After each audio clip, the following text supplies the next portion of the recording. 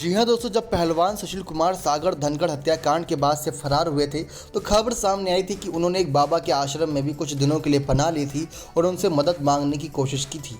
लेकिन वो बाबा कौन थे, कहाँ था उनका ठिकाना, इस बात की जानकारी नहीं लग पाई। आप सभी को बता दें, इन खबरों के बीच एक खबर ये भी सामने आई थी कि सुशील कुमार बाबा रामदेव के काफ़ी करीबी थे और ऐसा मामला भी सामने आया था। सुशील कुमार को पतंजलि के पदार्थों यानी कि उनके जो प्रोडक्ट थे उनके एडवर्टाइजमेंट में भी देखा जा चुका है।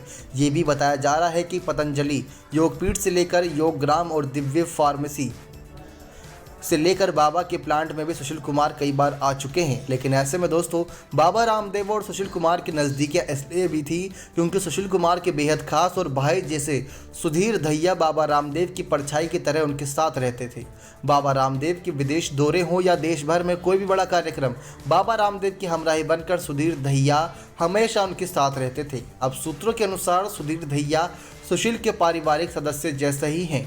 जानकारी के मुताबिक विजेता बनने के बाद अगर सबसे पहला एडवर्टाइजमेंट सुशील कुमार ने किसी कंपनी का किया था तो वो बाबा रामदेव का ही था। बाबा रामदेव की पतंजलि योगपीठ में बनने वाले देसी घी और अन्य पदार्थों का एडवर्टाइजमेंट में सुशील कुमार को पहली बार देखा गया था। बताया जाता है कि सुशील कुमार के बाबा रामदेव से अच्छे संबंध होने के बाद बाबा रामदेव के कई सारे प्रोग्राम में न केवल सुशील कुमार पहुंचते बल्कि खुद दिल्ली के छत्रसाल स्टेडियम में सुशील कुमार के अखाड़े में रामदेव कई बार उनके पहलवानों को योग कराते हुए भी दिखाई दिए थे।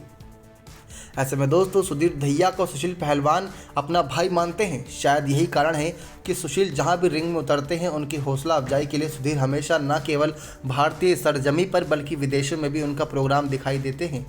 सुधीर की फेसबुक प्रोफाइल इस बात की तस्दीक करती है कि उनके पहलवान सुशील कुमार से कितने गहरे संबंध हैं।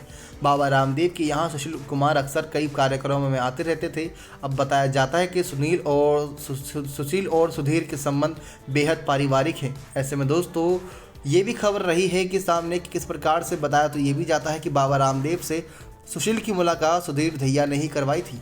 अब पतंजलि योगपीठ से लेकर योगग्राम और दिव्य फार्मेसी से लेकर बाबा रामदेव के स्थित प्लांट में भी सुशील कुमार कई बार आ चुके हैं। जिसके बाद सुशील कुमार ने जब ओलंपिक जीता था उसके बाद बाबा रामदेव के ही घी में नजर आए थे प्रोडक्ट वाले में। लेकिन ऐसे में दोस्तों, ये भी खबर बाद में सामने आई कि जब सुशील कुमार के बारे में जानने की कोशिश इन दोनों से की गई, बाबा रामदेव के साथ सुशील का विज्ञापन लगातार टीवी पर आता रहा।